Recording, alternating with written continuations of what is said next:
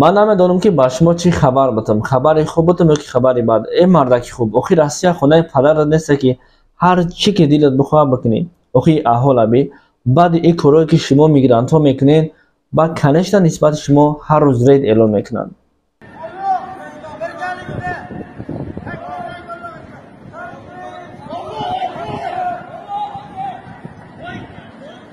از همه مهمترینش اینه که در سنت پتربورگ قرار قبول کردن که باید در یک ماه 3-4 مرتبه علیه همه میگرانت ها چونن رید بگذارانند. На службу по охране общественного порядка на территории Куйбышевского района. Соблюдать вежливое, корректное обращение с гражданами.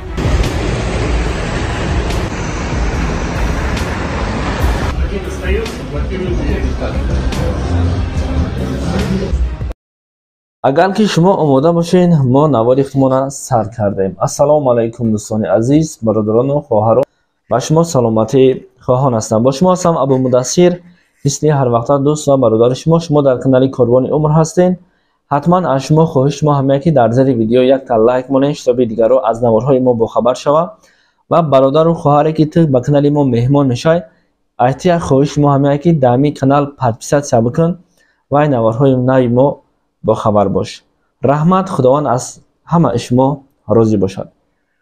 خب دوستان عزیز، با شما اینترست میاد که همین ویدیو را چی با در یوتیوب نمیمونید. برای چی نمیمونم؟ میمونم در یوتیوب، اما متاسفانه یوتیوب دارید میکنه. برای این ویدیو را پورا دیدن شما میتونید که در تلگرام تماشا کنید. برای تلگرام داخل شدن در کامنتاری ما سیلک این تلگرام کانال خودمون موندگیم در اونجا اما داخل سیلک میشوین راست به همین کانال ما میرین. در همونجا نوارها اویدی همه میگرانت ها اویدی همه علیه رید و خلاص دیگر و دیگر معلومات میگیرین. سبب اصلی همو بعد سال نو 2024 یعنی که شب سال نو نسبت مهاجران استرس رید اعلام کردن. برای چی؟ برای که در سامانه اجتماعی نشر گردی در قد کوچه ها موزیک را بلند مانده رقص بازی کردن. بالای این همه گویا که خانه پدر شونه، گویا که خانه پدر و مادر شونه که با ای همه مهمترینه. خب نواری که شما در اول دیدین این همون جوان هایی که نوار میکردن، یکی میگفت الله تکبیر، دیگر میگفت الله اکبر، تکرار میکردن. این صدا را با صدای بلند میگفتن. این مردم روز این کلمه با او نمیفوره. سبب اینه که شتابی فکر میکنن اگون علیه همین مهاجرا اگون گپ چپ اعلان میکنن. شما وقتی کارکنی رفتین اونجا خونه مادرتون نیست، خونه پدرتون نیست، شما بر راحت کار کنید.